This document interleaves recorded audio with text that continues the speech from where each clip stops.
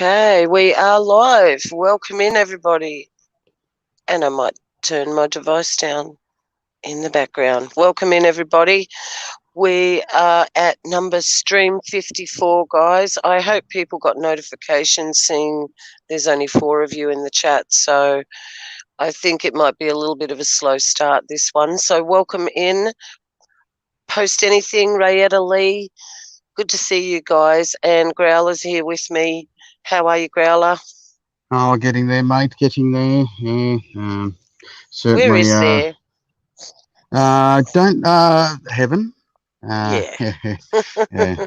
That's right. That's right. So yeah, no, it's been very, very interesting. The last week and a half, that's for sure. So they've definitely upped the game. They have. So that's what you're going to have a bit of a chat about tonight, and that's why we called the stream what we did, because we want to explain why it's happening in Melbourne. We know what's happening, and just for you to try and reiterate why it's actually happening, who's behind it, and what's basically built up to lead into this. Am I correct there? Yeah. Oh, there is people in the chat. Yeah. My chat was frozen. There you go. I thought we were just talking into the air then, because my chat was absolutely frozen. Welcome in, everybody. Now I can see you all. So Anne's here. Welcome, Anne. Good to see great you. to have you back, mate. We miss you. We love you. You're awesome. Good to see you. Yeah. And welcome into any new people here. Sorry, guys, we got off to a bit of a slow start there. I didn't even realise there was any of you here. And we got some new people in the house. Welcome in. What we're going to do tonight, Growler's going to go through why it is happening in Melbourne, as I just said. And we know what's happening, and we're trying to get to the bottom of the why, even though in a nutshell we know what it is. We know that this is the end of something and the beginning of something else much more wonderful, but you've got to be on the right side of never to get there. So we just, for any new viewers, this is a fun week in Australia. What's going on here, what we'll be explaining, because it just seems to be the normal that this country's totally gone headfirst into oblivion now, and the other states will follow New South Wales and Victoria very quickly, I believe. So we just want to cover that tonight, and unfortunately, it's something we can't really put to bed because it's not going away. Otherwise, we could have, we could have been doing some great, nice, fun things, which in a real world, I guess that's what we all wish was happening. But we have been born into a very, very amazing particular time such as this, and we're all here at this time together, at least we're together. And so there's a lot of people here now. Okay, maybe they did get the notifications. That would have been good. That would have been good. Yeah. So, and would you like to do your weekly shout out? I know you love doing your shout out. I know you like it. Okay, yeah, because I love everyone up here in the chat and everything. So you guys are an integral part of what we're doing. Without you guys, we wouldn't be able to get the message out, I guess. And of course, Messi, just big shout out to Messi, guys. He's done an awesome job, and without him, it just doesn't work. So he's the engine room of this. So big thumbs up for Messi, and thank you very much, guys. Yeah, I'd like to post anything. Good to see you, mate. Everything's well. Rayetta Lee, good morning to you. Well, it's good morning here for us. Chrissy Levens, love the green t-shirt, mate. Hey, and Chris. He's our awesome brother over in in America. B Sexton, thank you so much. Sister Kathleen, you're awesome. Thank you. Ancient Egyptian Queen, Bronwyn's mum, you are grouse, and thank you so much for your prayers. Davey 313, I'm still waiting on that post-pack coffee to be sent over here, Davey. So if you can get onto that, that would be awesome. And the awesome fudge. Yes, we got your email, fudge, and I got back to you yesterday, but I'll be going through who's running everything down in Melbourne and how it built up and the rest, so you'll understand. And the lovely Anne Morsworth, great to have you in. We missed you very much, and it's good to have a break, and well done, and you deserve that, and we've been praying for you, mate. We really have. So Battery 79, Ethan H, Dr. E. Vales, Rebecca Rage, love it. Rin Tin Tin, thank you so much for everything you do, Rin Tin Tin. We love you so much. And Forgiven and Blessed, thanks for coming in. You've been with us for a long time. We really, really appreciate it. We love you heaps. Amanda Jane, Kelly Bow, Trump One. Good to have you in. Paul Everybody's Levi, our here. awesome brother, Paul Levi. He's just awesome. He really is. Walking Tall, Super Dave, 44. Hey, Dave. Big Dave. Hope everything's going well for you, mate. Really do. And anyone else? Victoria R. Yeah, Victoria R. Good to see you, sister. And I've had a look at your few videos. I think, not sure, I think you're in Shell Harbour, New South Wales. And I'll go through a bit of what's happening in New South, which is tied to Victoria as well. And the lovely Bronnie Panette. And everybody, please pray for Bron. She's doing a great job, and she's a very dear sister to us. And Lily White, aka CR, good to have you in, mate. Really is. And yeah, so you've got that Bible. You took that Bible up there, didn't you, sis? Yeah. So, Why is that? but Did you want it? Did you want it? no, Because I was going to I was share just, with them what happened yep. before we went on the live Oh, stream when good. we were Yeah, outside. good. Yeah. I was That's just really. going to We'll do share that now. Yeah. All Yep, right, do no that. worries. Yep. So we were just having a chat about things as you do, and I was reading the parables of Jesus, and it was just, well, there's something, I wonder if you guys can clarify this, my audience, because it doesn't make sense, and I'm not going Mandela effect. I'm not going down that road, but I just want your thoughts on it. It was Matthew 15, and it's verse 33, and then it says, he told them another parable. The kingdom of heaven is like leaven that a woman took and hid in 3 measures of flour till it was all leavened. Now, does that even make sense? Because leaven rises it until it was all raised, not leavened. So that was Matthew 13:33. Yeah. So and she put this leaven in the flour until it was all leavened. Oh, well, that's something that you can look into. But what I did want to say is that I opened it. We were talking, and I opened it, and it was right at, I'm trying to think, what was that scripture? Now, I got carried away with that one then. Wasn't it Matthew 13 or something? Yeah, I think it was 13 as well, something, wasn't it? And it said that the end of the age, hang on, oh dear. You see that one put me off on the wrong track then. Never mind, but it was that when he comes at the end of the age, the Son of Man will send his angels. Here it is. The harvest is the end of the age, and the reapers are the angels. Just because I read that just in that context, just that line. And I'm sure that angels have been calling out all over the earth for the last 10 years, but very much so, as we all know, that last harvest from 2017 on.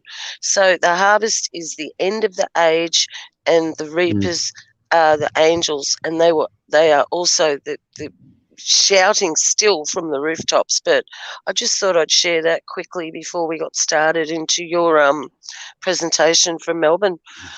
Yeah. All right, no worries. Yeah. Okay, so The thing I want to, because there's a lot of people who know what's,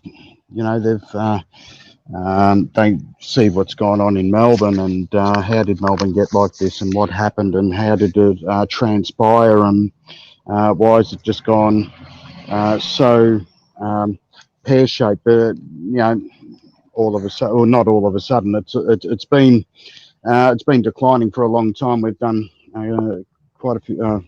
2 or 3 live streams about Melbourne, maybe even more. Don't know. So what I want to try and get to you guys, so you can see the build up and how all this has happened. And I know there's a few of you in here that are probably onto it as well. But I'm just going to go. I sort of like just can't sort of like a point here and point there and point there. I've got to try and more comprehensively go through it, so you start to build more of an idea of how things have happened and who's funding it, and who's behind it, and it leads to a lot of different things. Sis, I was just wondering, can you go to Psalms 60 verse 9 and read to the end? Not right. I think it's 9, 10, 11. So You Psalm want me 6. Psalm 60? Yeah. Yep. Psalm 60 verse 9 to the start of Psalm 61. Psalm 60 verse 9. Yeah. Who will bring me to the fortified city? Who will lead me to Edom? Have you not rejected? Mine doesn't say it in the No, that's same all right. way. Yeah, It's the yeah, yeah, fortified. Oh, who will bring me yeah. to the strong city? Who will That's lead right. me to Edom? Yeah, who will bring me to the And strong city? that's right. So just read the rest up until 61. The Oh, next 2 verses. right. Well, who will bring me to the strong city? Who will lead me to Edom? Have you not rejected us, O God? You do not go forth, O God, with our armies. Oh, grant us help against the foe, for vain is the salvation of man. With God we shall do valiantly. It is He who will tread down our foes. Mm. So as that psalm goes now, there's a massive UN program that was initiated back in 2015 at the UN, and that was under the Obama administration. Now, we know that Obama has done a few times. He's actually quoted Psalms saying that I am God. You know what I mean? And I think a lot of people remembered that. And we all know who Obama is. And this program that was kicked off in 2015 was done under the Obama administration, and his Attorney General, Loretta Lynch, was head of this program with de Blasio from New York, and they teamed up with ISD, which is the International Strategic think tank based out in that's Danish, actually, in Denmark, and they're related to royalty. So the royalty is ISD, and they say it's not. They say it's a not-for-profit organisation, but it's funny how it's run by the financial sector and all the central banks in England. Okay, so you've got Danish royalty, which is ISD, which is, as I said, a strategic think tank, a world global think tank. And of course, the Danish royalty will be in with English royalty, and the Rothschilds are in with that, and they're Jesuit foot soldiers. They're funded by the Vatican, and it just goes up and up. So they initiated this in 2015. Now, by memory, I think there's about 180 strong cities in the world, and I think that they're basically doing the same thing, but they're trying different things in different cities. Because of the geopolitical side of things. It's different in Australia, it's different over in England, it's different in Spain, it's different in Berlin, it's different in America. And that sort of thing. So it's a massive, this is the groundwork for, and the think tank for the NWO.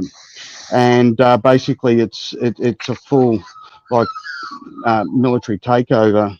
And if you do go through it,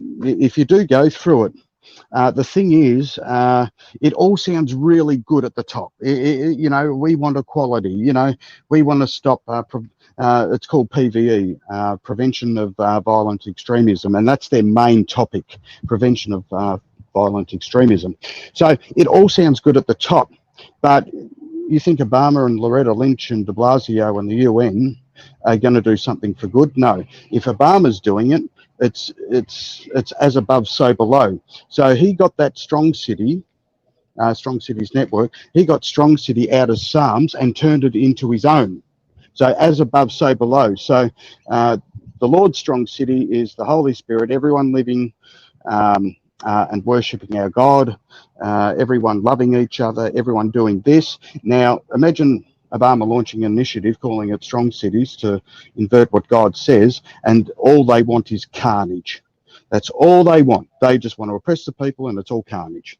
So you can start to see, if you go through it, it's amazing. You know, they've got lovely people. Oh, we're going around, we're helping the Africans, we're doing this, we're doing that, and they're not. It's all about destabilization of democracies. It's all about knocking the wind out of everyone, and actually, how would I put it? Without swearing, I'm still working on that.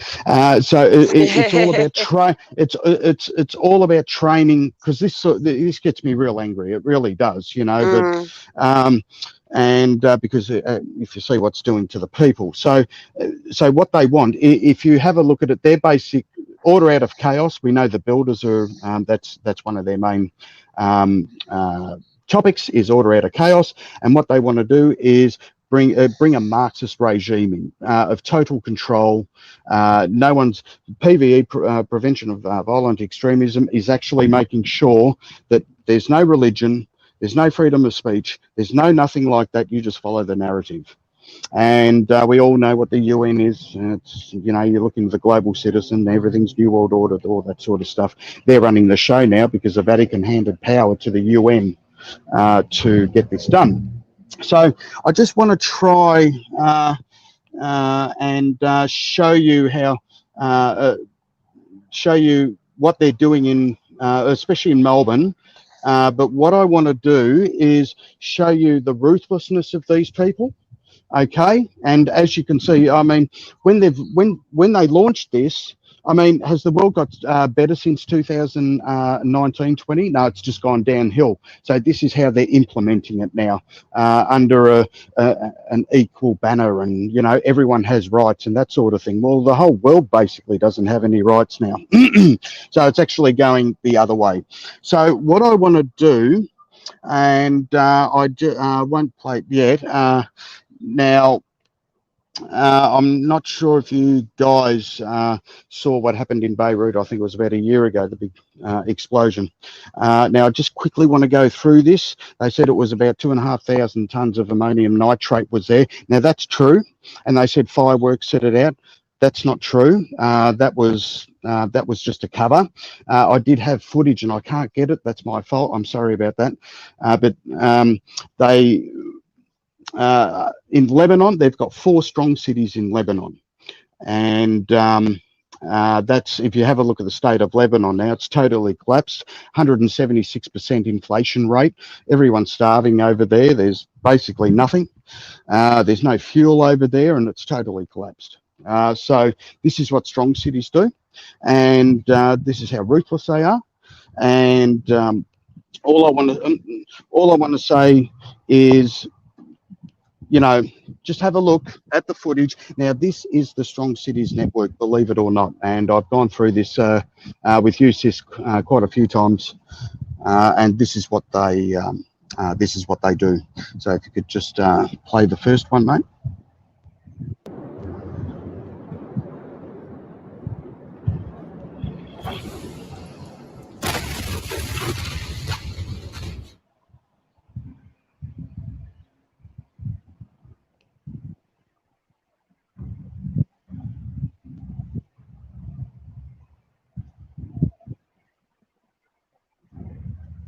Go to the next one.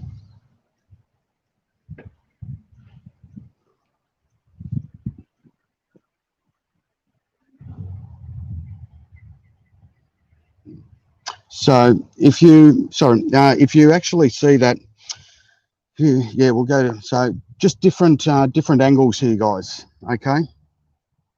انفجارات على الفور. يلا باي.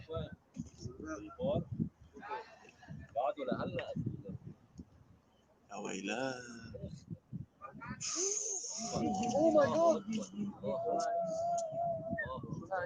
الله.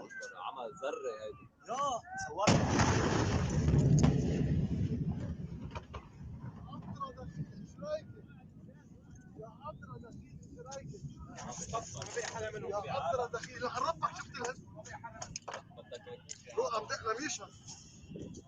في راس خليني دق لمرتي تكي. في راس خليني دق لمرتي. هي مرتك ماشي. الله. بيبي وينك؟ طلع انفجار بالبور. هي انا عم صور وما بعرف اذا مبين عندي. Yeah. And the next one as well.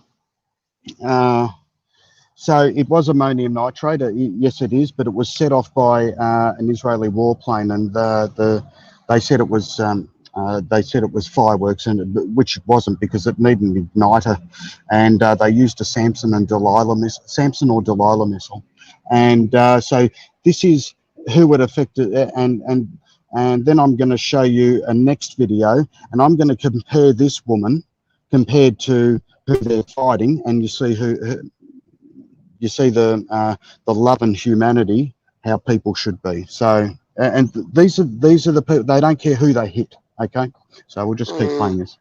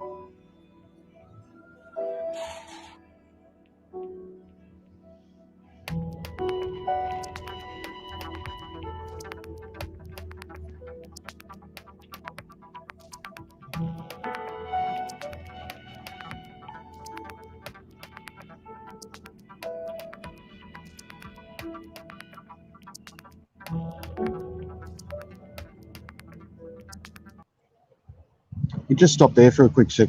As you can see now, they said that this ammonium nitrate was there for 10 years. Now that in an unlocked part of the port.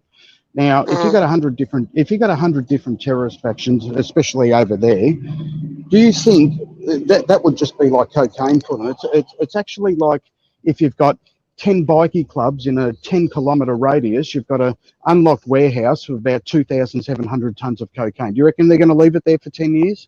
So you can see the sort of, you can see how they lie, and that it was just an accident, and they blame it on someone else and that sort of thing.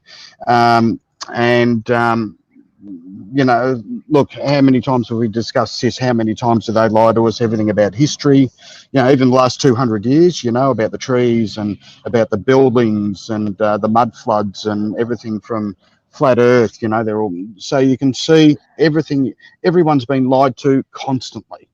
So that's why you never believe anything, and always go and research it for yourself.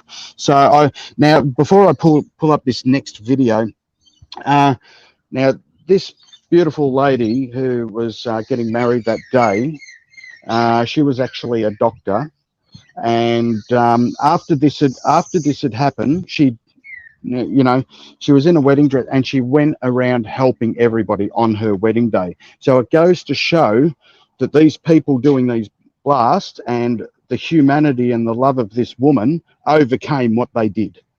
And that's what I really want to push, you know. And but you get a feel for, you know, there is humanity in crisis situations. And can I interject? I don't mean to be rude, in case I missed something, because I got up and got a drink of water. But what's this got to do with Melbourne? You watch. Oh, okay. Yes. Sorry. Yep. Jumped the gun, because, I? Okay. Because like I said, the Strong Cities Network, that what they did in Beirut, the same thing is happening in Melbourne, but on a different on a different war scale level. Okay, so what happened in Beirut, the same organisation is behind Melbourne. Yeah. Right. Okay. Yep. Thanks. Thanks for clarifying that. Yep. It's all right. I missed a bit. That's all right. Oh, isn't she beautiful? Yeah, she is. Absolutely. Oh, wow. Wow, what a dress. Oh. Oh my gosh. Yeah. Oh my gosh.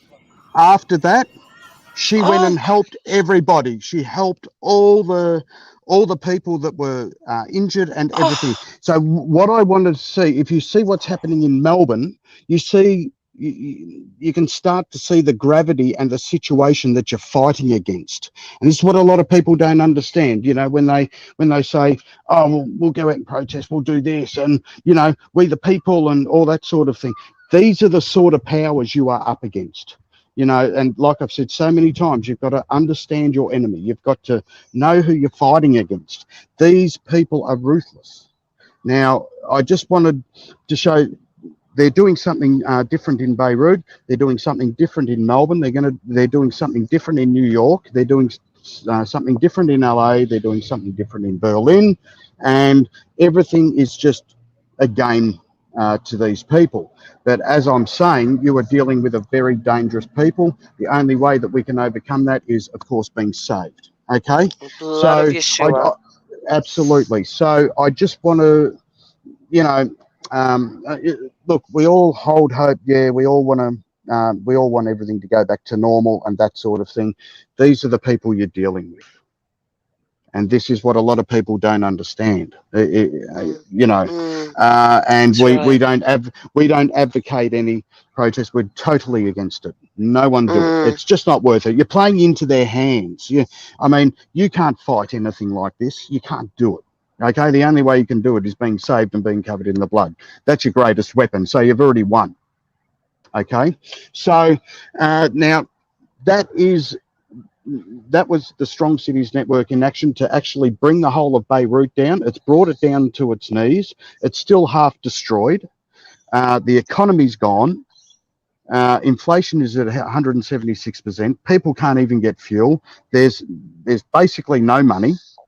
So as you can see, they're destroying countries. And as we go through what Melbourne's going through now, the same sort of thing is happening on a different level.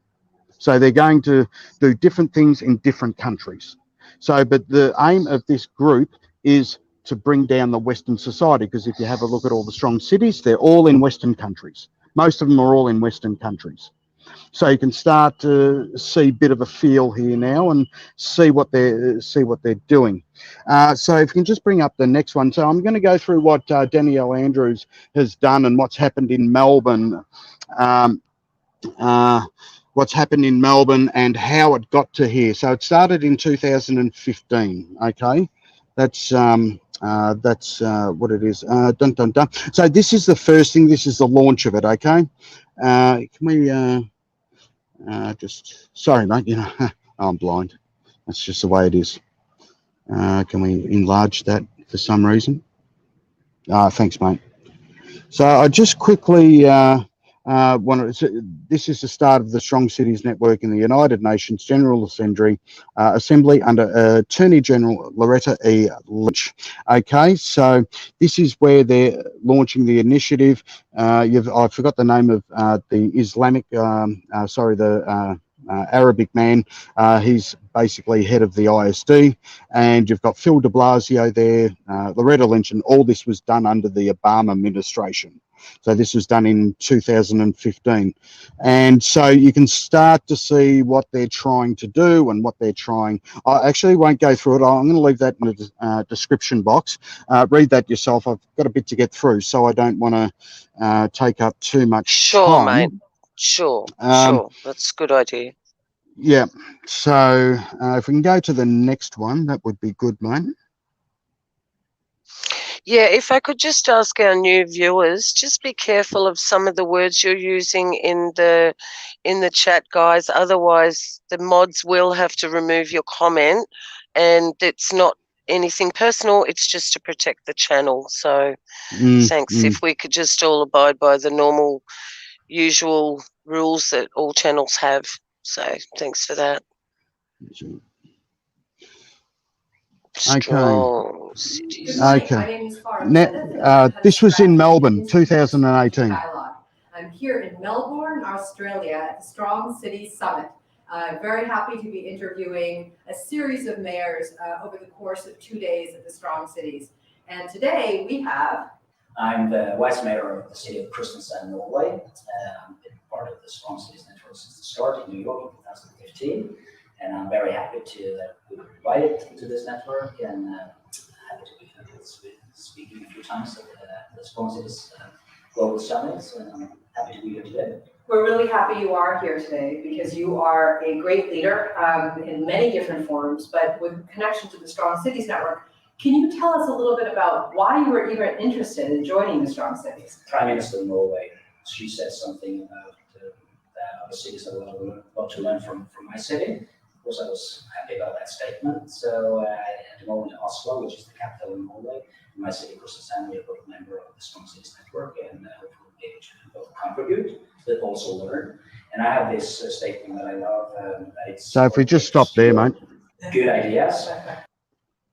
So yeah, just and have a look at 3 minutes 33 long as well. Okay, so everything these guys do, it really is. So this guy here is part of the Danish monarchy and part of the Institute for Strategic Dialogue. Oh, true.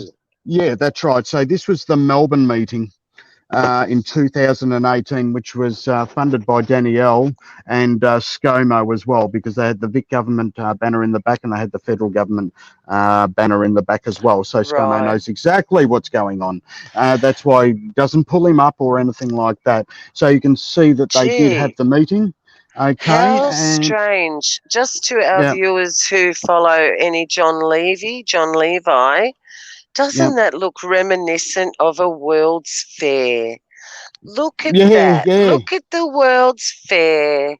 Oh, yeah. Okay. Funny that, isn't it, eh? Yeah, isn't it? Yeah. So, we're going to do a whole stream on that one day, guys, on the World's Fair, the World's Fairs and the mud flood. Don't you worry. We will. So, so as you can see, everything's starting to take shape, and as I've said in other live streams, Melbourne is a very special testing centre for here. It really is. So, like I said, they might do something different in another country. Basically, it's going to come down. They basically want the same outcome where every strong city is, but they're doing basically beta tests in different cities, and because there's different geopolitics and different political views and different different ideals and different countries, and you know, they're seeing how they can play it. Now, if we go to the next one, I think this was done 5 years ago. This guy was onto it. It might be the next one. I don't know if I can remember by memory.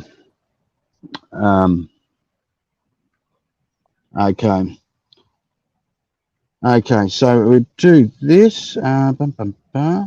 So, launch of Strong Cities Network to strengthen community resilience against violent extremism. So now, what they mean by that, what they mean by that is to take out all religion, to take out all political views, and to only follow the narrative.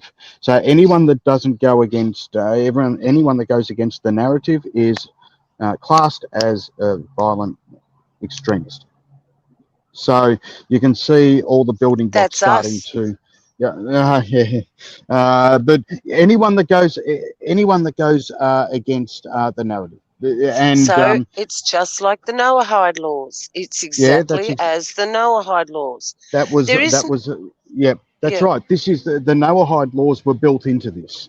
that's right, because the That's Noahide right. laws on the outside are 11 laws that seem quite okay until you dig into what their interpretation of them are. And this is exactly what they're doing here, isn't it? Yeah. Yeah, well, that's right. So with Obama launching this, and he's so antichrist, all these the Noahides and all these things they've got in place with strong cities is totally against Christianity. So this That's is what right. I'm trying. This is what I'm trying to. Get across. So anything that Obama's in with all Loretta Lynch and De Blasio and George Soros is funding a lot of this as well, and he's a Knight of Malta. Bill Gates is a Knight of Malta. Klaus Schwab is very highly Jesuit trained. You have a look for the Bank of International Settlements, the CEO, they're all Jesuit trained. You know where it's going. So,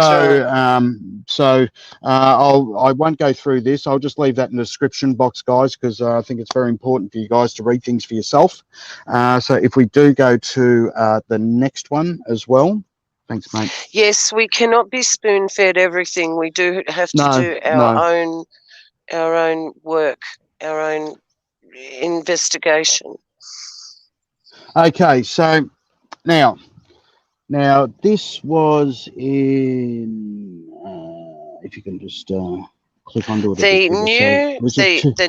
The New York governor, the new New York governor, said in a speech that the VC came from God. Yeah, of Amanda course. Jean, are you serious? Are you fair income serious about that? Oh my gosh! Okay. So what was the date?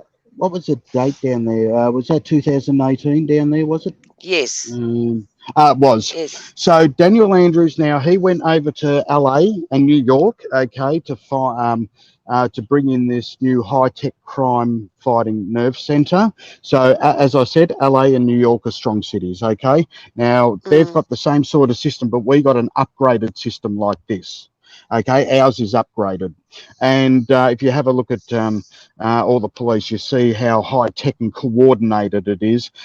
This is what's happening in Melbourne, and it's a real time data flow. It's in real time, and they've got the every inch of Victoria covered.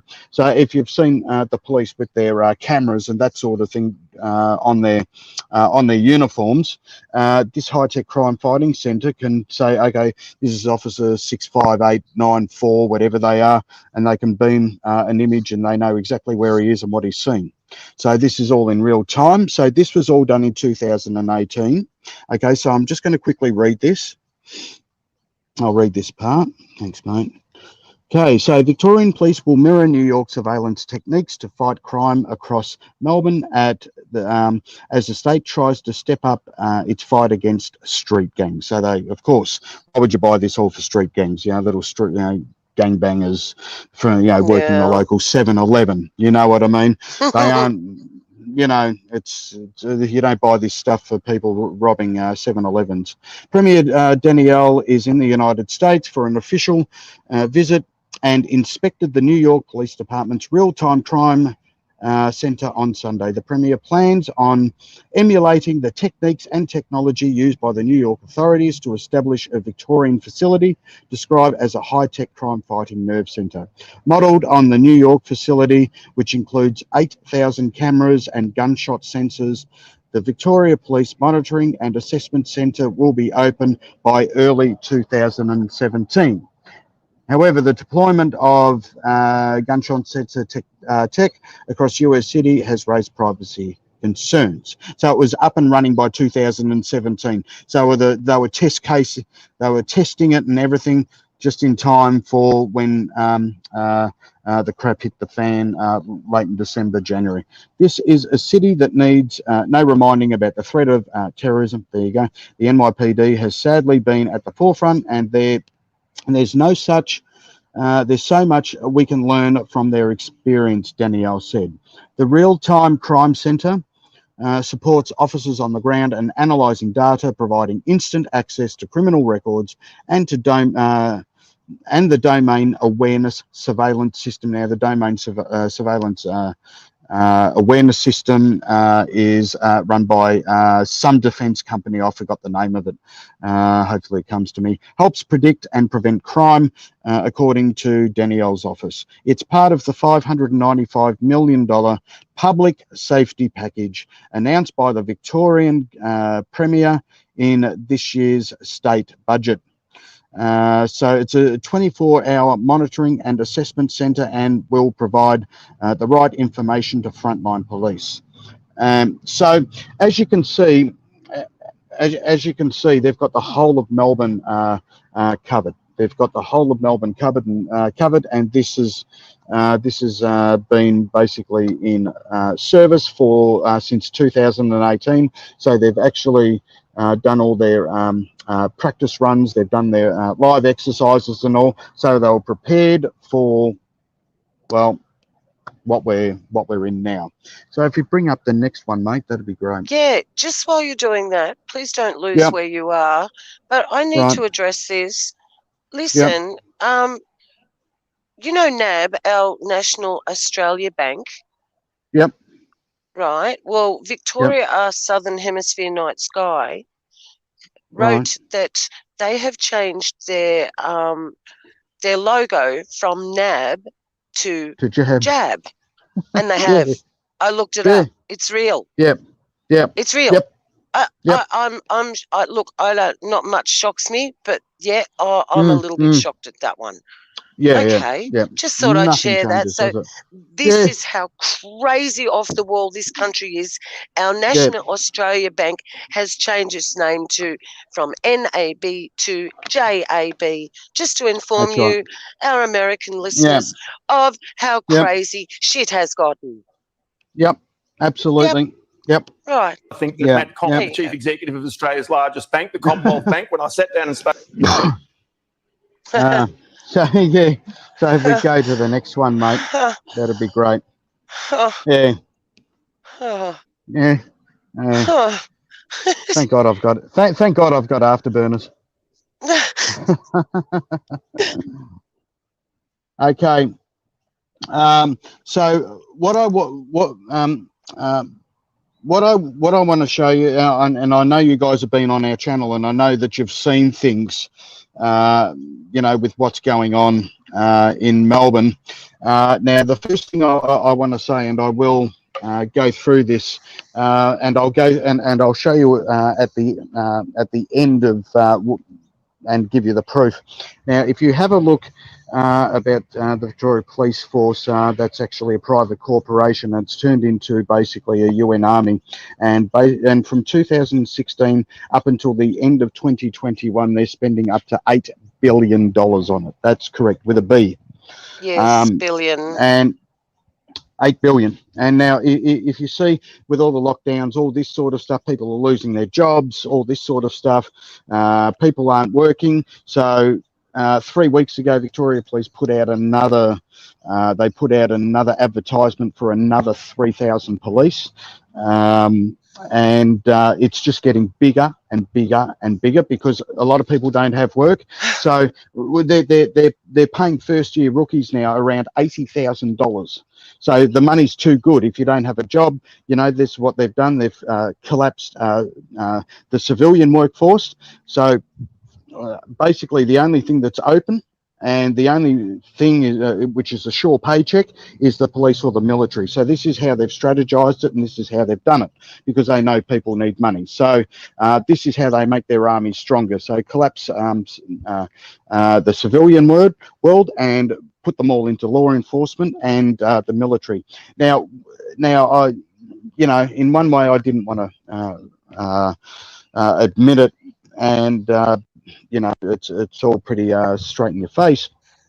Now, with Victoria Police, they are drawing people from other defence forces around the world, ex-mercs, ex-burnt-out mercs, ex-special operations group, ex-people from defence forces around the world, and they're pulling, I would definitely say, people from the Army, from our defence force. They're all getting, they're all putting police uniforms on. You've got counter-terrorism forces, you've got special operations group, you've got the critical incident response team, you've got the public order response teams. I mean, it's just layer upon layer upon layer. I don't think there's a police force in the world that has got the strength here of Melbourne. No, that's right. I think that, you know, as I said, you know, strong cities, what they did in Beirut and what they're doing in another country and what they're doing in another country, it's all about to bring on a full UN police force. Now, in the defence legislation bill, it says foreign, in the state of emergency, you've got foreign police forces. Foreign police forces, it's already foreign because they're owned by corporations, so they're not getting paid by the government. People think their tax-paying money is going into the police. It's not. Victoria Police, as far as I know, are getting paid by PricewaterhouseCoopers, and Serco are running their logistics. So, and same with the New South Wales Police. I'm not sure who pays them. I don't know. It might be another corporate entity. Queensland, if you have a look at the Queensland Police and you have a look at the cross that they've got on there, it's the Iron Cross of Malta, and all police forces basically come under the Vaticano police order, and you know, all roads lead to Rome. So what I'm trying to say is these people are ruthless. They are brutal. They are cleared from any immunity. They can do whatever they want. They can walk in and shoot you in the head, shoot anyone in the head that they want. They can run people over. They can do whatever the hell they want. Now, you've got very, very highly trained boys in there that are really the big door kickers, and you don't want to stuff with them. Anyone in Melbourne or Sydney or even Queensland, it's going to come here too, not on such a big scale as Melbourne. I mean, Melbourne just takes the cake, but they will be doing the same sort of tactics, and they've been doing the same sort of tactics in New South Wales. They've been, I'm not sure about Western Australia, but they're all under state of emergency powers, which gives them immunity, and it's in the Constitution, the Australian Constitution, that they can suspend the Constitution under a state of emergency. So that is why they're getting away with it, and that's why they can do whatever they want. Now, and we are the beta test for it, you know, plain and simple. You know, I just really want to, I'll say this again, please guys, don't go out and be an idiot. Just stay at home. Please just stay at home. These people don't care. I mean, they are ruthless. To people in Australia I'm talking to. You know, I mean, jumping up and down and walking down the street with a placard isn't going to get you very far when you get your face smashed in, and then you're in jail for 29 days. Don't do it, man. Nobody just cares go out about you then. Yeah. No. Yeah, that's it. Just go out, just do extra research. Go, you know, you're better off doing research and praying and all this sort of stuff. You're not going to stop what's coming. It's just a dragnet. And the thing is, I've had a couple of people get upset at each other on our comment section in one of our videos because someone was saying there is no escape from this. There is none. Yeah. Well, there is. There's no changing it. But there's an escape, but there's no changing it yet. That is correct. There's definitely no changing because it is written and prophecy must play out. Yeah, absolutely. Look, they're going to be successful for a little bit. They're going to get their order. They're going to do it. You know, the father's going to let Satan have his little time. You know, but it's going to be for very short. And then the father's going to come with his weapons, and that is just geez, I can't even think about that because the power. You think these guys are powerful in the world order? They're nothing, mate. They're nothing. So and we win because we're saved. So we've already won. This is the great part about it. So we're not being defeatists. We're not being anything like that. Prophecy has to play out, and you can't you can't pray against prophecy. You just really can't. I mean, no one wants to go through this. I don't want to go through it, and 7.5 or 8 billion other people don't want to go through it. So you know, it's just the way it is, you know. But like I said, we win, and we get up there, and we have eternal life with Yeshua. So I think that's the biggest win that anyone can have. Now, I just want to show you what these guys can do. So we can just play this one, mate. That would be great. You fucking dogs! One person. Yeah, right. One guy. One guy. Wow. Yeah, these guys are angry. These guys sound Lebanese. Oh, they've got his. But they're going to kill him. Fucking pigs. Just sit on. Unbelievable. The camera crew, yeah. They don't care anymore. No, They're no, immune. they want people. Totally. Yeah, they want people to see. Oh, this guy. Yeah, he's unconscious. Yeah, yeah, he can't. Literally can't sit up. He's having a heart attack, man. He's going, bro. Oh, they're coming. Here we go. Wow. Yeah, too many donuts, Wow. you fat dog.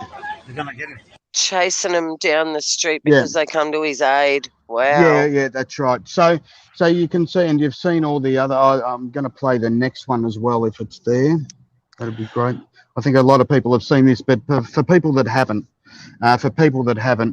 you know, you're dealing with full paramilitary boys here. It's either this video or the next one. Yeah. Okay, yep. Yeah.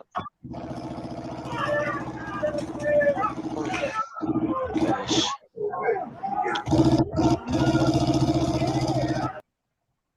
Now, I tell you what, these guys mean damn business, okay? Because these are armoured bearcats, and this is what Special Operations Group use and what the military use. Now, these guys, Look at him. yeah, looks like we're in Kuwait or something. Yeah, sorry. Yeah. So these guys here, they are just. You don't want to mess it. You don't want to be out there, guys. Please, I really want to. I just want to let you know. Okay. Look at that knee in the back of in his back. Yeah. Yep. You know, and there is nothing that's going to keep you safe. You just don't go. Anyone in Melbourne or even New South Wales or Queensland, when we get locked down, either tomorrow or the next day or after the grand final, you know, they've got the same sort of teams, but not on such a massive blanket coverage like Melbourne. Melbourne, as I said, Melbourne takes the cake. Now, these people are immune from laws. There's not been one copper that's been charged with anything. Not one of them's gone to jail. Now, what does that tell you? Yeah, have a look at all the police brutality that's happened. And these guys they're either basically commandos, army dressed as commandos. They're either ex-mercs. They're either taken from things like companies like Blackwater or, you know, whoever they are, they're military, and these guys are rocking and rolling, mate. And guys, do not go out and protest. Please understand this. I can't push this any further. Do we have the choking video there, messy at all? I know it might be a bit difficult. I did send it to you, I think, because we put it on the channel. But I'm just going to the bathroom, sis. Sorry. You're right. Maybe just for those people who didn't tune into the channel and see that one, I was just thinking that maybe we could pull that one up, but that's completely up to you. So yeah, guys, you can see the extreme measures they are going to here. They are treating us like we are I don't know what. And wow, talk about dead air, because I don't know what to say about it. I'm horrified to be witnessing this, knowing it's coming to my state very shortly, and I know it will.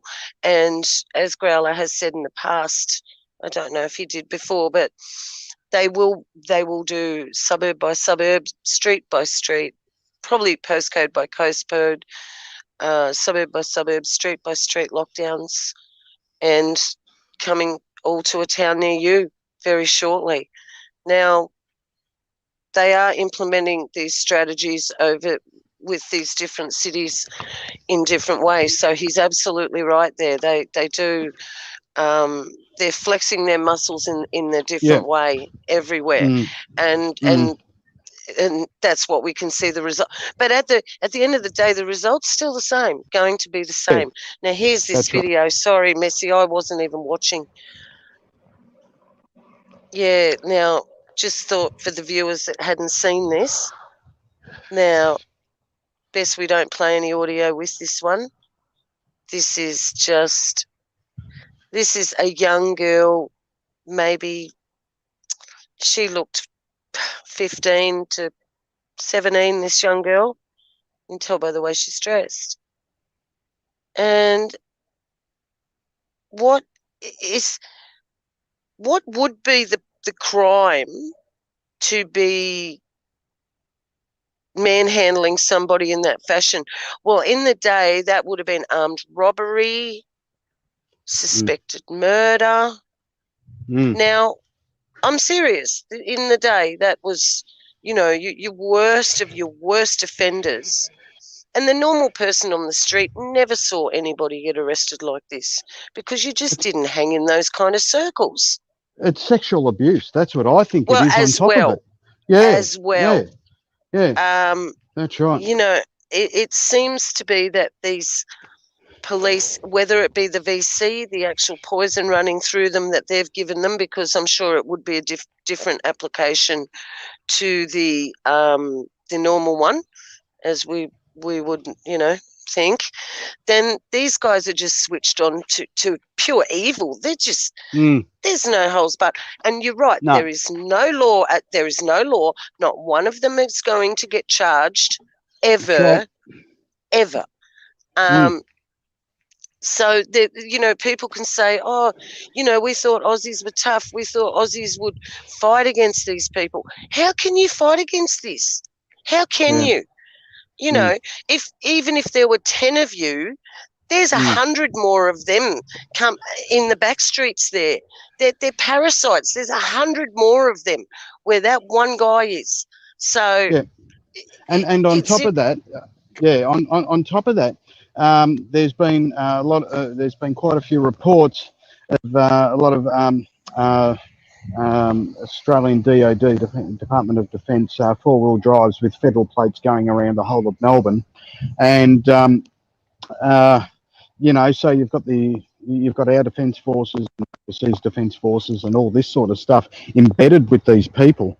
So as the defence legislation bill says, they are immune from any civil and any from any civil law, from any courts, from anything like this. So they can do what they want. They can do what they want because they're in a state of emergency. So there's nothing you can do about it.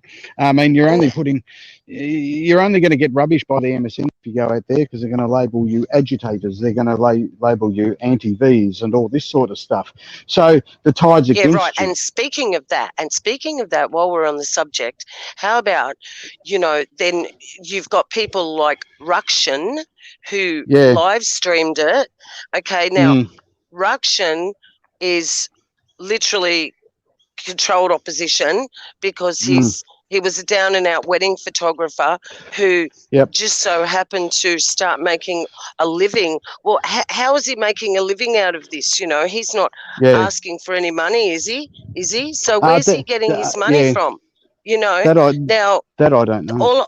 What I meant was, you've got piranhas coming out everywhere now. The people that the Australian people trust this guy, this Rukshan, that his name is Rukshan, Rukshan, guys. The Australian people trust him, that he is independent media, just like Avi, just like the Aussie Cossack. These guys, I'll leave Aussie Cossack out of this because I think he's just a guy, but these guys are being paid to be dragnets. And the minute that you are involved in anything, even all your comments and everything on these sites, they are letting everything out of the barrel. Okay, Yeah. so And this is this is part this of Rukshan, that they're all calling him a hero. He's our new hero. I'm telling you guys, we have to use our discernment or we will be killed. Yeah. Okay. See, the thing is, what Strong Cities Network is, they throughout the whole world, they put 33,000 or 34,000 so-called freedom fighters as dragnets. Okay, so what they do is they get these people to start channels and that sort of thing. So when you go in the comment section, they know who you are and that sort of thing. So this is the asymmetric side of things, asymmetric warfare, psychological warfare, all this sort of stuff. So this is how they do it. They're doing it on so many levels that people can't comprehend it, and I'm still trying to follow it myself. So if you know anything about warfare, everything from kinetic warfare to asymmetric warfare to warfare on the spike and this sort of, they're hitting you in every way, so I mean, if they put these people out there, everyone thinks, it's good in one way because you get to see what's happening on the ground. That's the good thing about it. But they put these plants in here and they pay these plants. So every time you comment, they've got your cell number, they've got your email address, they've got all this sort of stuff. 5 big tough men to arrest one little girl. Amazing. Yeah. How would they be against everybody? If they had everybody against them, they wouldn't stand a chance, you see. Or what about, how about gloves off, drop your guns, let's fight it out like men in the old day. Oh, no, because they know that they would be taken over, and this is the problem for them. They know there are more of us, even though that those protests could have been a lot bigger. They could have been more people show up at the CFMEU as well. But I mean, in saying that, it's only going to be out of 27 million people. There's after all said and done, when they take your food off you, your job off you, your house off you for not having the VC, there's only going to be, you're lucky to have 1 million standing who are going to say, who are going to stand and still be at their, say if they did another protest, and they were the only ones standing, there wouldn't be many people left. So it's all good, and but there are even VC people, aren't there, saying this is just not on. Even people that are saying I've been double VC'd. Why is this police brutality going on? So obviously I was fooled by Rukshan, I have to admit. Someone, still human. Don't worry. It happens. Well, that's right. If you have a look at his handle, he's showing one eye. Okay, and we all know that's the Illuminati sign. Okay, so have a look at that, and then you can. It's black and white as well. It's black and white, and you start looking at these little things. And they've gone to another level in Melbourne as well, where they're disabling phone cell towers. They're using EMF scramblers. All this sort of stuff to interfere with everyone's comms, so they can't organise. So this is another level they're hitting them with. Okay, so they can't organise the protest, can't do that because they've gone from brute force. They've gone to electronic warfare. They've gone to all this sort of stuff, and what people don't understand is. I would say, well, what's happening in Melbourne's taking the cake everywhere.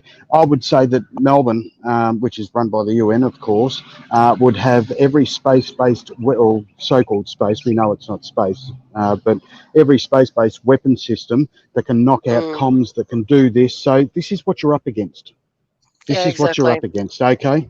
So it goes from one level to the next. Saying, Laurie, you were saying the young lady had an excuse to not wear a mask from her doctor. The officer was completely out of line, gross to straddle her like that. That's right. That's also sexual assault as well in that way. But listen, what's happened is everybody is saying to the police that they have an exemption, and the police are not even checking to see if people do. And I have an exemption. I have a legitimate, proper exemption from a doctor. So I can see how this is happening. They're just going, no, they're throwing it all out. They don't even care that you have an exemption. And I do not even want to put myself in a place where I have to use that. However, I am not going to wear a mask. So if they ever ask me, I can say, yep, there you go. It's, and then if they hassle you after that, I'd be turning around and walking away, no matter what they said. I just don't know. Here's one about the Cossack, because I don't know much about Cossack. Went from a Russian community larrikin to Alex Jones in a month. There you go. Yeah. There's another one. That's right. See, the shells are everywhere. The snakes are coming out everywhere. It is only really little guys, boots on the ground, that you could trust. And then who's going to view their footage? How are you going to get to be able to see that unless it goes viral? And by the way, guys, we had a video go 80,000K viral during the week. So meanwhile in Paris. Just couldn't believe it, and it was kind of a bit scary and exciting all at the same time. But yeah, just thought we'd share that. But there is absolutely no stopping it now. That there's no court in this country that is going to persecute even one of these people.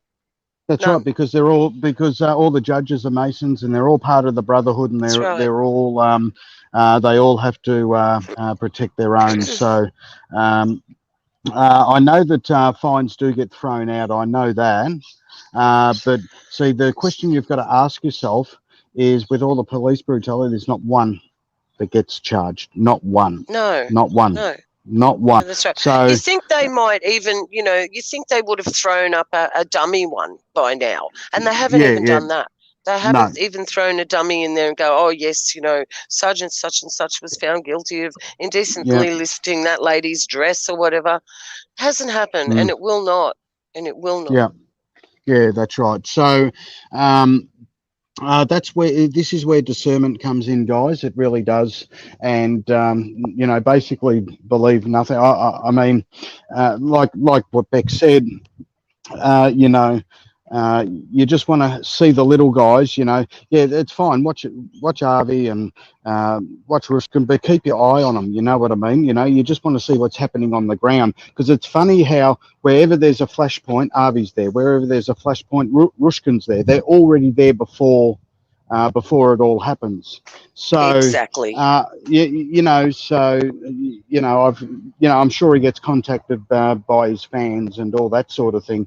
And it's funny, because I did watch a video with Rukshan in Melbourne, and all the 4 cops had their backs to him, and like I said, with the new crime fighting nerve centre, and all these guys, all these coppers are all commed up. They've got their earpieces in, and they had their backs to him, and they all turned around at the same time. So you can tell that they've got internal comms in their ears.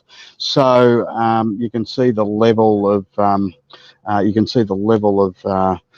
dominance, that's happening, and he never gets into trouble. So if it was some really small guy that was doing what he did, he'd be arrested straight away. So you can, you running this video, we'll run this video as well, so you can see that there is these guys don't answer to anyone. They can do whatever they want.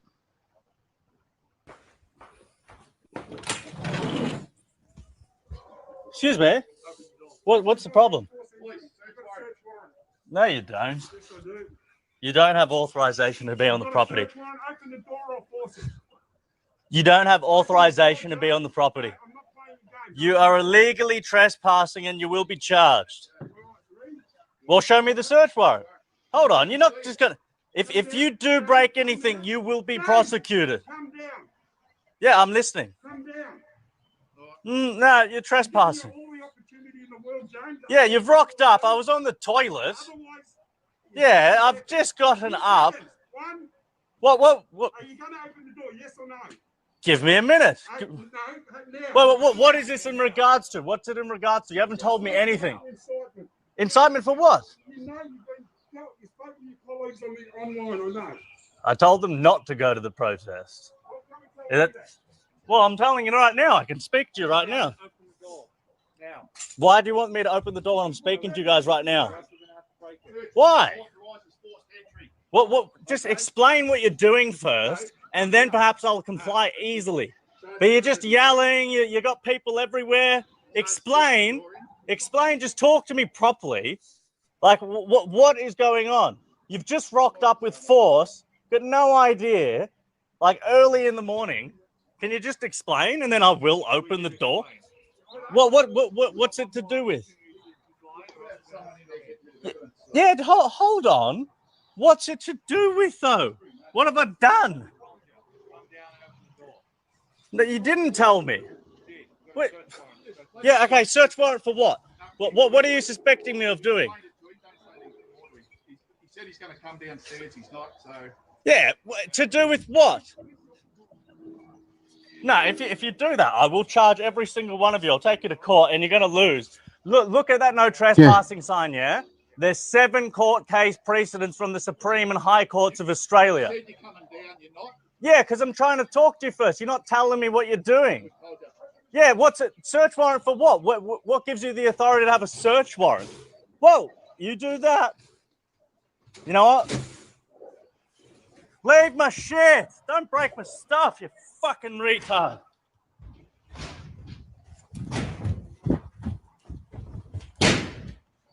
Hey, stop breaking my shit. Leave my shit. Whoa. Yeah, okay. All right, stop. I'll stop. Okay. All right. Okay, stop. You play. Stop listening. You're turning your hands behind your back. So as you can see, and that's what we've been saying, that they can just break an enter, they can do whatever they want. As I said, as we were going on about Rukshan and all these other guys, you know, if you're in the comment section, you want to put a comment down that you want to do this and you want to do that. It's not going to happen to everyone. They'll pick who they want. But you can't, you know, if you say you're going to go out and do this, you're going to do that, that's what's coming for you. So, yeah, that's in Australia, in Melbourne, New South Wales, and most likely Queensland here very soon. So, you know, there's no way out, guys. It's not worth being stupid. I really want to put that out to you, that we're not part of that, and we don't, you know, we just don't want anything to do with that, because it just won't do anything. Like I said, just go and research, do some prayer, that sort of thing. It's a 10 times better weapon in my book. So if we can go to the next one, mate, that'd be good.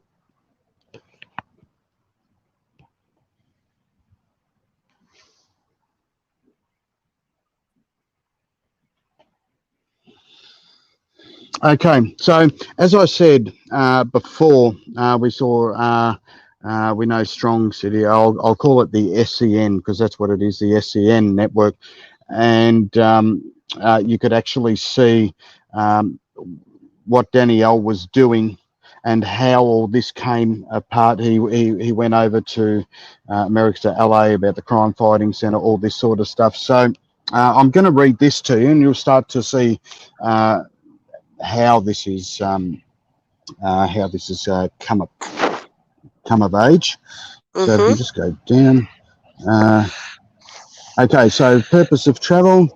From 27th of May to the 5th of June 2016, I travelled to the United States of America, visiting Seattle, which is Strong City, New York, Strong City, Boston, San Francisco, LA, they're all strong cities, and travelled to a number, had a number of objectives, including promoting Victoria to the US investors and pursuing opportunities, support for Victorian skills and jobs growth, gaining insights, and securing agreements that will support the development of Victoria's cities and communities, promoting Victoria's world-class medical, research, technology, and developing relationships that will result in better health outcomes for Victorians, strengthening Victoria's international cultural and people-to-people connections. Importance of the US to state of Victoria. The US is Victoria's top combined market for exports and foreign direct investment. Is there any way that we can make that a bit bigger? Sorry, mate. Sorry about that. Thank you, mate. As the largest economy in the world, it is Victoria's largest source of foreign direct investment and second largest merchandise trading partner, valued at almost $11 billion. The US economy is at the forefront of advanced manufacturing, technology-driven jobs, with major international employers in aerospace, ICT, and the startup sector, which have chosen or are considering Victoria as their Asia Pacific HQ. The US financial sector is the largest in the world and an important source of investment for our state's new and ongoing major infrastructure projects.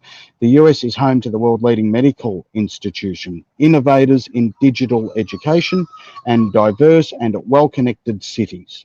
Okay, which Victoria can. Sorry, mate.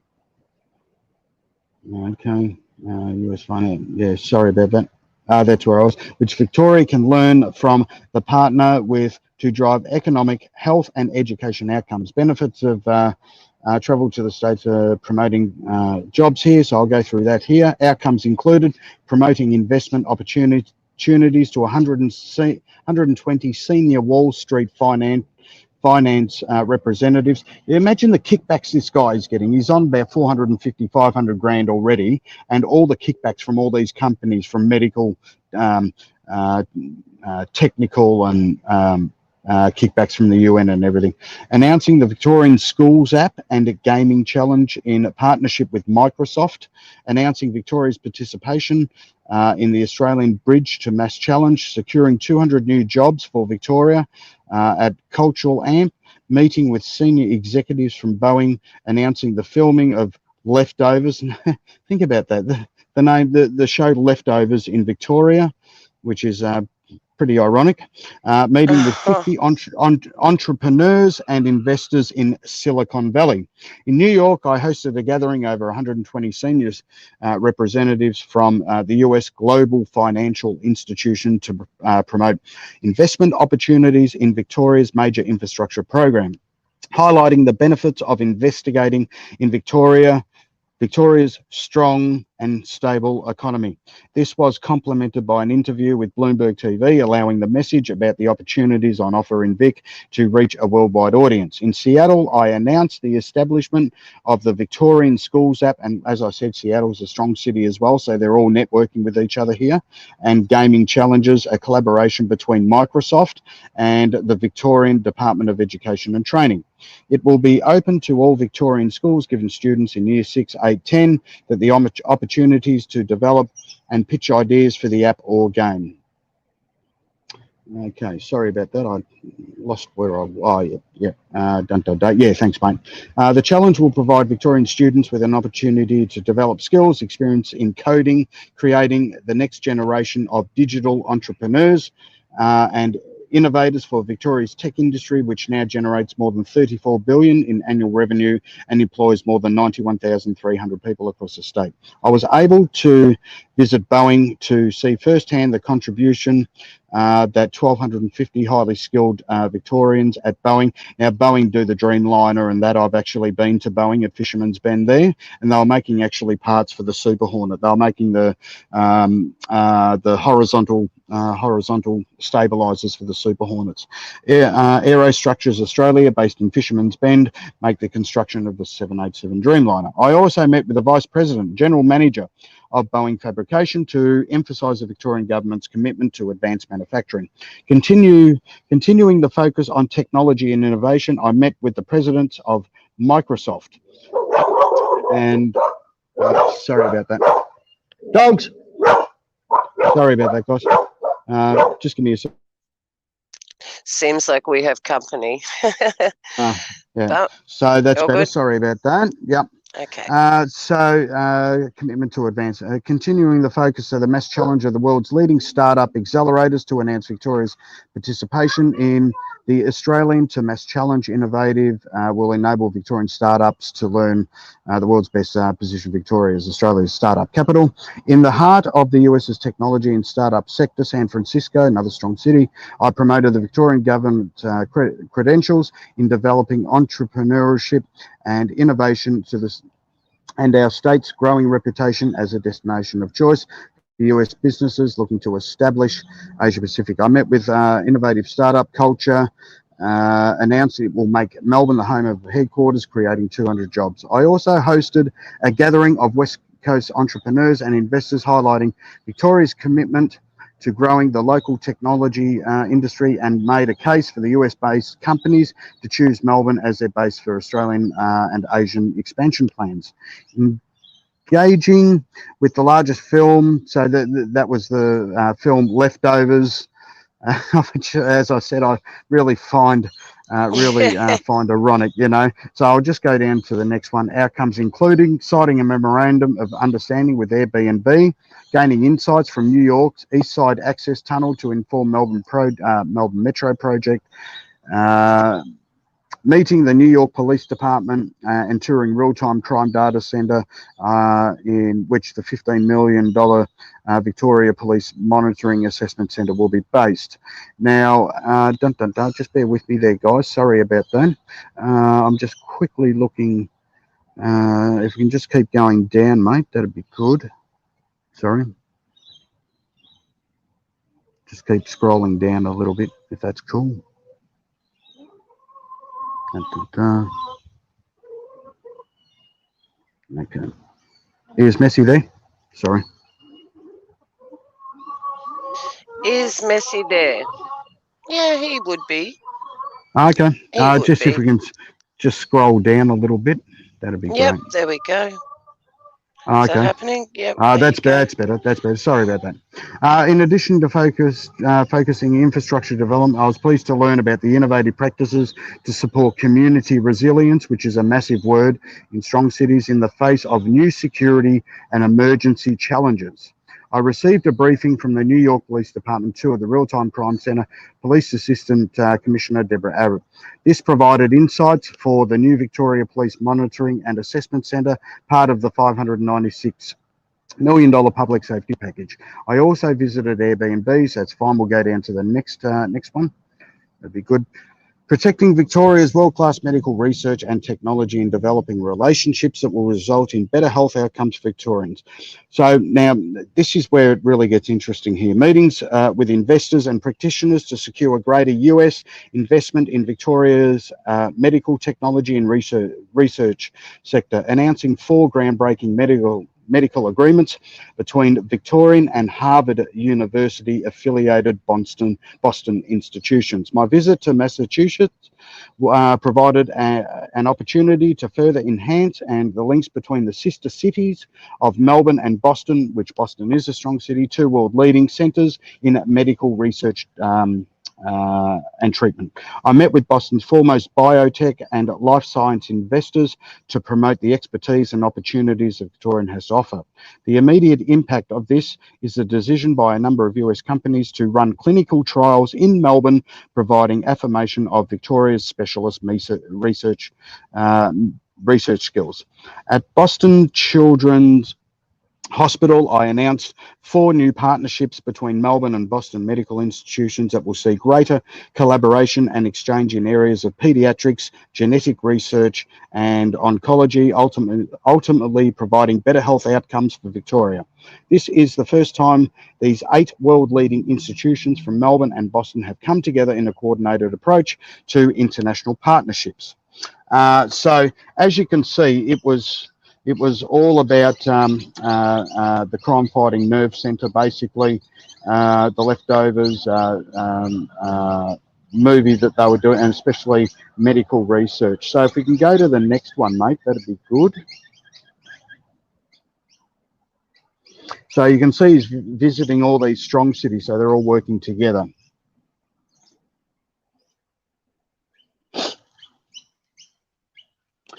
Okay. Now, research of generations paved the way to healthy future. Now, this is called Gen V, which is Generation 5, and we all know about what 5G is and all this sort of stuff. We just, yeah, thanks, mate. Just make it a bit bigger if that's cool. Sorry, my eyes. I know, it's my fault. Up to 100,000 Victorian babies could be enlisted to provide clues to what factors influence the healthy development of children in one of the world's largest longitudinal studies of children. Minister for Health, Jill Hennessy, she's a witch beyond belief, was at the Murdoch Children's Research Institute to announce the groundbreaking Generation Victoria project Gen V today. The Andrews Labor government is providing $2 million to the project, a partnership between the government and the Murdoch Children's Research Institute and the Paul Ramsay Foundation. Gen V will provide comprehensive data to help guide researchers, governments in tackling issues including obesity, allergies, infection, social exclusion, poor mental health, learning and chronic health conditions such as diabetes, autism spectrum disorder. Parents of every baby born in 2020 and 21 would be invited to be followed for 5 years to create a holistic picture of the health and well-being and development of children, generating broad and contextually expanding data that could be used to inform policy and service delivery.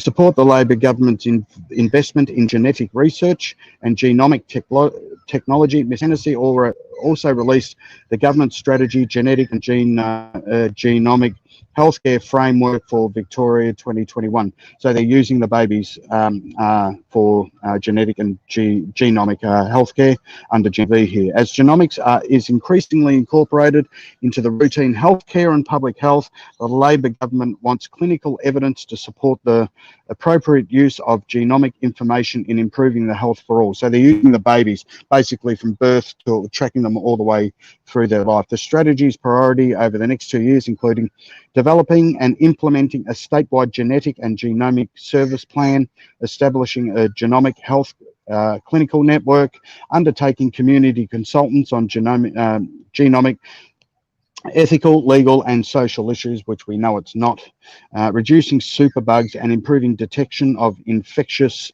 disease outbreaks through strengthening of microbial genomics. Okay, now this builds on the government's $33.3 million investment in genomic sequencing, which is helping thousands of Victorians with rare diseases, cancers, get the diagnosis and treatment that they want. So this basically, and you can, there's more stuff about it, and I didn't want to go through too much, but I just wanted to give you a quick overview. So basically, what they're doing, Gen V, is basically for babies as soon as they're born to be tracked for social exclusion, obesity, and all that sort of thing.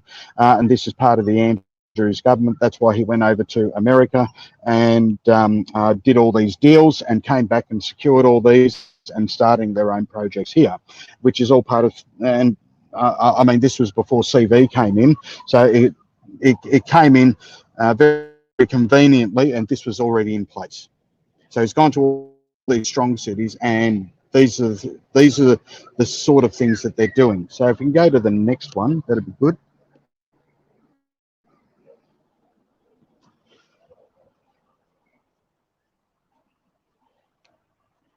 So you can start to get a bigger picture here on how many levels this is put in. You know, from doing these deals with medical and bio research, doing these deals with you know, doing these deals with the police departments, and you know, networking with all these strong cities and all this sort of stuff. Now, I just want to build up the. This is the last thing, so just I can before actually you go on, guys can actually see. We have some breaking news. Yeah. We have some breaking news. Yeah. Anastasia Palaszczuk has just announced that all truck drivers in Queensland must be mandatorily vaxxed. Yep. Yeah. VC'd. Yeah. So there you have it. Okay. So wow. That's breaking news, guys, for Queensland. All our truck drivers have to be mandatory VC'd. And I can't read that. When? That's a bit small. That's what I was just about to ask, because that is a bit small for me, so I cannot read by that. 15th of November. 15th of November. 15th. Right, okay. Yeah, I'll need to have the second dose. Yeah. Yeah. Second dose by 15th. Starting okay, roadside so vaccinations. You said, oh, really? You see, Yeah. I knew they'd go after all the hard boys first, the construction Yeah, and of the course. truckies. I told you the truckies would have to be next because they're the Yeah. breadwinners of the families. That's right. So That's right. if they can disable, disable the breadwinner, so to speak, which is that they're doing that anyway, because even though once you get the VC, the chains don't fall off then anyway. That's just a farce. That's just a lie. They tell you that you'll have more freedoms, you can do this and all that. You won't be able to. It's a lie.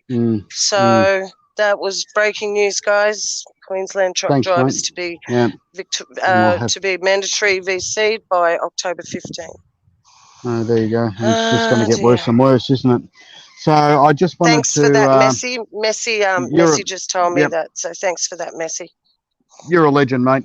He's always onto it, isn't he? He's the engine room, this boy.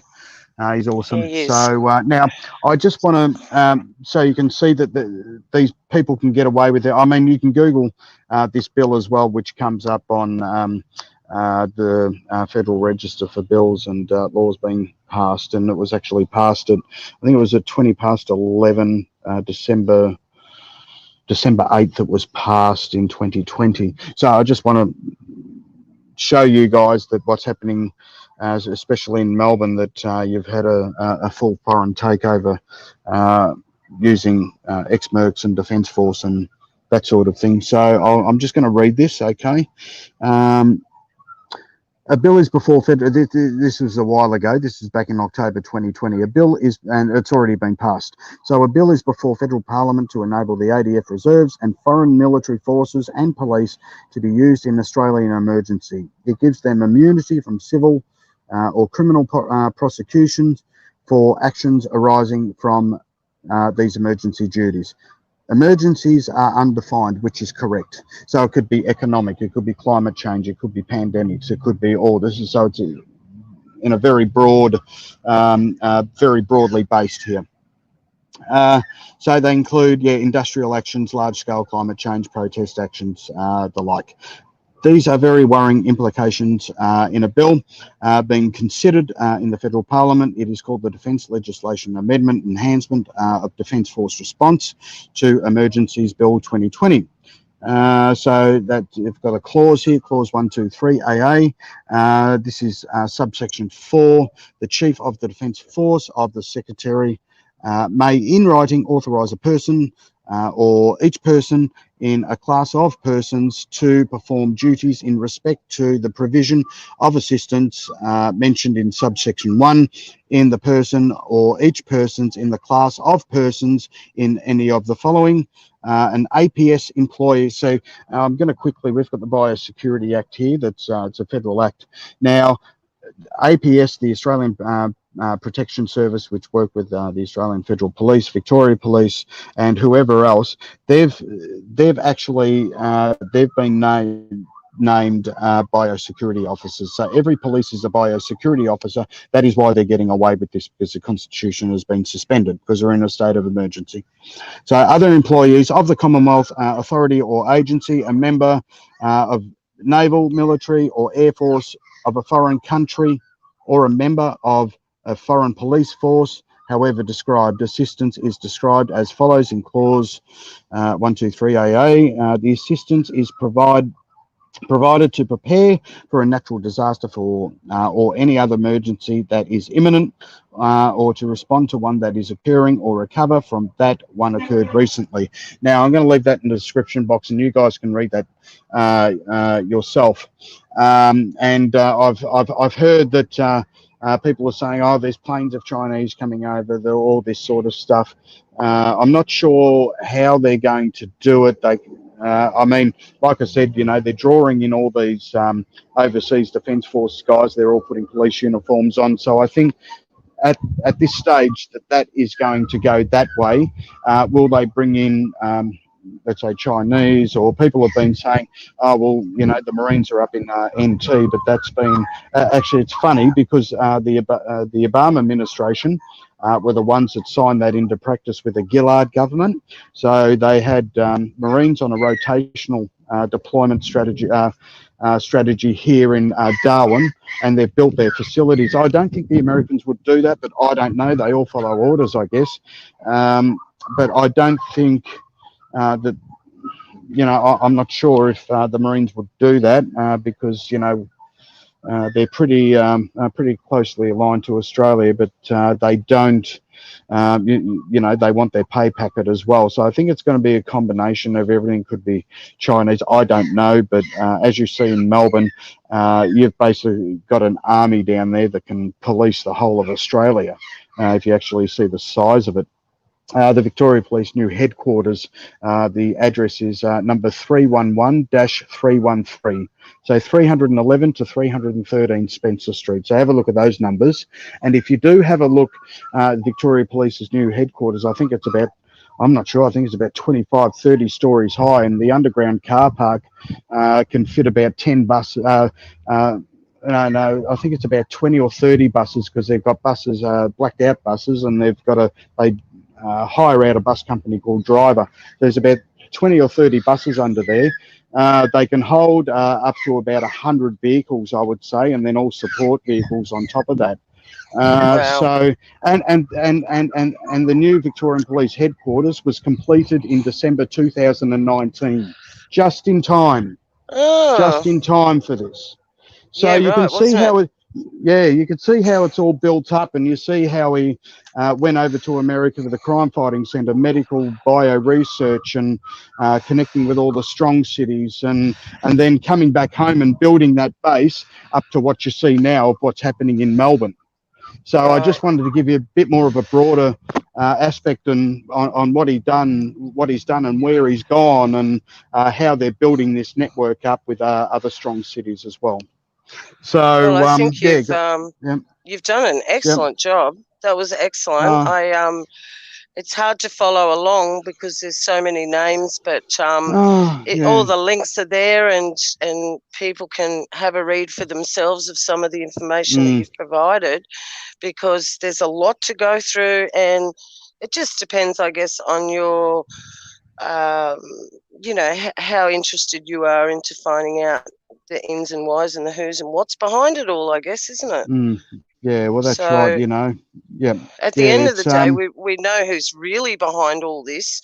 It is the enemy of everybody's souls, and he's just using these people as puppets because he's promised them things and shown them things that we can only imagine, and they actually believe that he is going to deliver on his promises.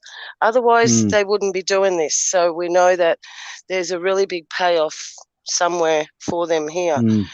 As far as our payoff will be our faith is counted to us as righteousness as far as the Father's concerned. None of us are good, not one. The Bible says that only Yeshua was good, and he was the only one that walked sinless amongst us. So he's the only one that could break the seals. That's why he was the only one that was worthy to break those seals. Now, we ourselves, the only thing that we need to worry about is our own salvation, and also that of our family around us, our family and friends, and those who are not VC'd yet. Guys, they're the most important. And I'm not saying to forget about the VC'd either. You know, they're you know, at best it's a depopulation mechanism that we're dealing with, and which you're going to have to feel sorry for them, and you're going to have to be there. And I know a lot of us have, you know, well, basically what they're doing anyway, they're turning their backs on us. We don't even have to sort of not talk to them anymore, because these people, they're turning their backs on us. So, but my advice would be, my only advice is don't take it. And my other advice is just try to reach those who you can, that haven't, what does it say? Multitudes in the valley of indecision. So that's really important to remember, because we were all in the valley of indecision one day before we gave our hearts to to be cleaned up, to be cleansed, because there's no way we can do it ourselves. No, sure.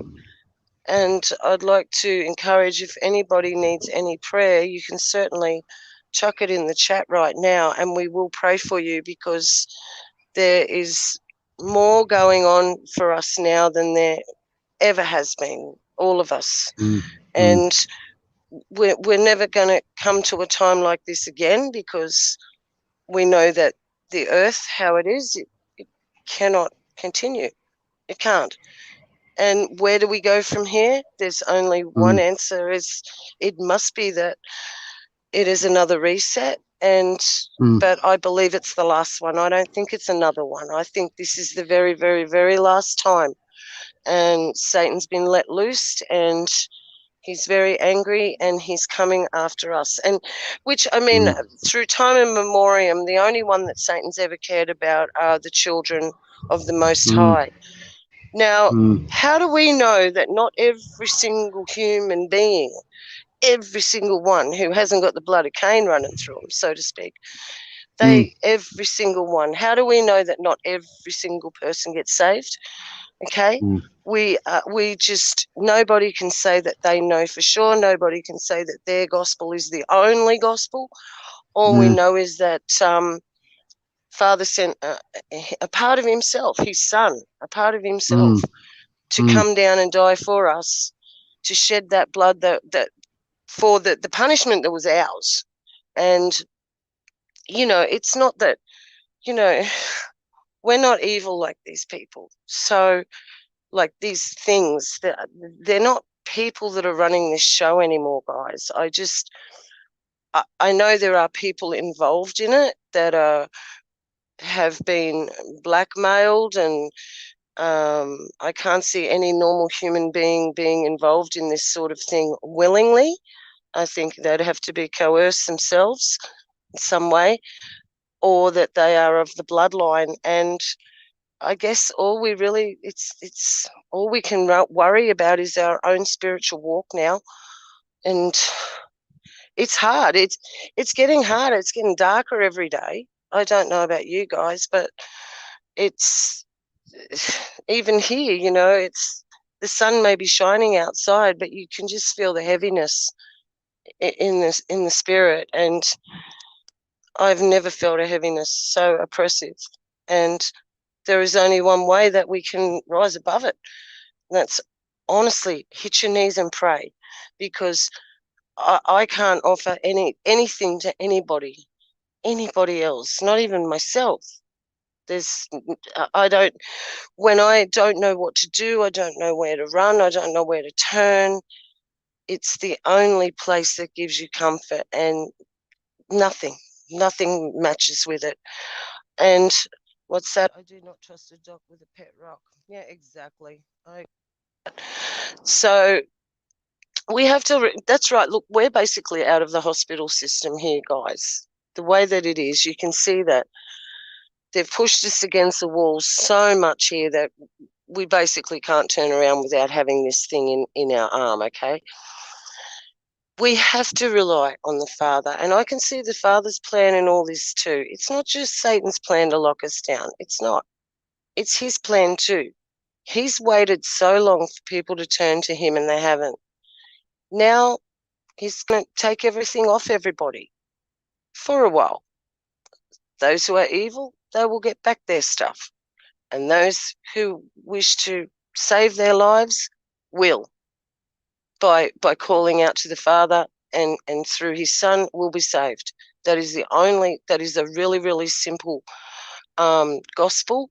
And I don't preach hellfire. I know there is punishment for those who reject and blatantly reject the gospel message. I know there is punishment, but I don't preach hellfire here, guys, because I've experienced a different kind of hell, which was darkness. So if I can just tell anybody that you don't want to go there, you don't. And there is another person, Vernon, my good friend Vernon Daniels, if he's still in the house, he's been there too. And he experienced it even more so than I did. know for sure that there is another dimension, let's say, because obviously it is. We're not in the flesh when we go there, and we're all going to go there one day. And we're all got to say, well, we hung on to you, or no, we hung on to ourselves. Oh, we listened to the man. We listened to what this guy was going to fight for our freedom over here, and then this guy was going to fight for our freedom. The Bible says no man can save you. Listen to no man. All men are liars. So, and those who are leading us astray, we can be rest assured they will be dealt with. We can. We know they will. We know that you cannot come to this earth and do things like this and get away with it. So we rest assured in that. But we just need to strengthen our faith, because this is the wearing down of the saints, guys. This is the literal wearing down of the saints. And it is unfortunately going to get harder before the Exodus, or before our trial, which is our fleshly body here, ends. It's going to get harder for us all.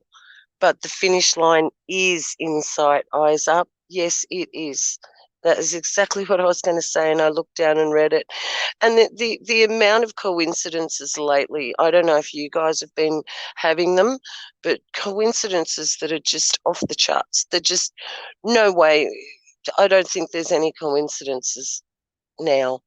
And we are at this short amount of time that is the end. So we do what Pastor Tim Henderson says, and occupy and redeem the time as best we can, to just love one another, help one another, be kind to each other, and be kind especially to the animals and the little children, guys. You know, it's what they're doing to these children. They're going to be trialing it for 6-month-old and on, and then Pfizer's coming here for the 2-year-olds, and it's there is no words that can put into the heart of man the fear in a mother's heart that would strike if she knew what it is. So I believe that any child, when they're shot, when they get it, that I've got to believe that it'll be benign. I've got to believe that he's not going to let anything at all happen to those children. And that's about all I've got to say about that. Are you there, Growler? You still there? Yes, mate. Yep. I just wanted to thank you so much for everything that you've shared with everybody today. I think it was absolutely excellent information, and it gives people something to do as well, to look into it themselves if they want to further their knowledge. And you've given them a lot of good starting points of where to look, and that's really, really helpful. So thank you so much. And as usual, you always do your homework. You must have got A+ at school for your homework, matey, I tell you. No, I got C's actually. It's I guess I was built for this time, and this was the only thing I was good at, I guess. It's I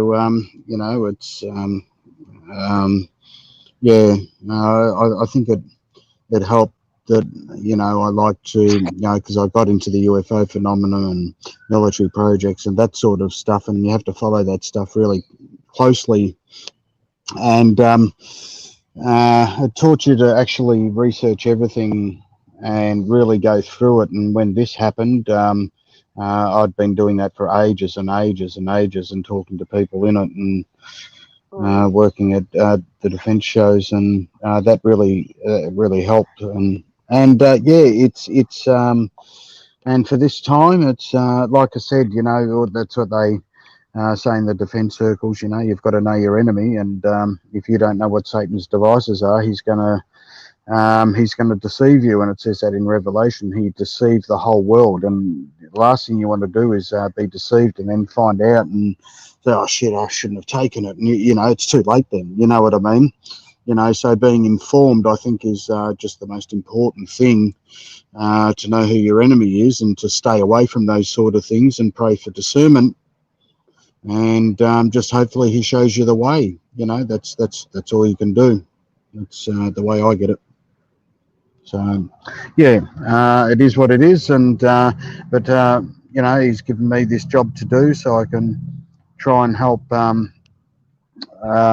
point things out and what danger areas there are, and to look out at that and to avoid this and to avoid that. But basically, the most important thing is the best weapon against all this and all that is if you're saved and you have the blood of Yeshua over you as protection, nothing can penetrate you. That's my main aim, to say your only weapon is his blood, and that's the only thing that's going to save you and keep you out of trouble. But I think it's just so important to do your research as well, because God gave you a brain, so you may as well use it, you know. And people who throw up there, oh no, I don't need to know that. Oh no, God will look after me. I don't need to know that. They're the first to actually fall down, you know, and be victim to deception. So you know, I think it's imperative that. And as I've said before, the more horrible things you say, I mean, this is me. Everyone's different. The more horrible things you see, the closer you become to him, because you don't want to be part of that, you know. And I think when I go up there, and if I'd been researching all this and didn't tell anyone, I'd be in massive trouble up there. I'd be in huge trouble. I'd have so much blood on my hands, it wouldn't be funny, you know. Even if I research all this for years and that sort of thing, if it saves one person, it's worth it. It really is, you know. And I don't know where he's gone. Okay. So I'm just going to say goodbye. Oh, okay. So yeah, that's just my take on it. And my awesome sister Beck is going to say a big bye to you. I just want to say thank you to everyone here, and I love you all very much. If I've been any help to you, I thank Yeshua for that, and I give him all the glory, because he gives it to me. I don't do it by myself. I do nothing right, to be honest. He does it all. If anything good comes out of me, it's all done through him, not by me. So I think that's the most important part of being humble as well. So over to you, sister. I've got to talk through your headphones. Okay, I'm just handing my headphones over to my awesome crazy sister Beck. You're going to poke me in the eye. Hey guys, Messi just had to step out for a minute, so we're just going to wrap up the stream. And thank you so much, everybody who managed to make it in this afternoon.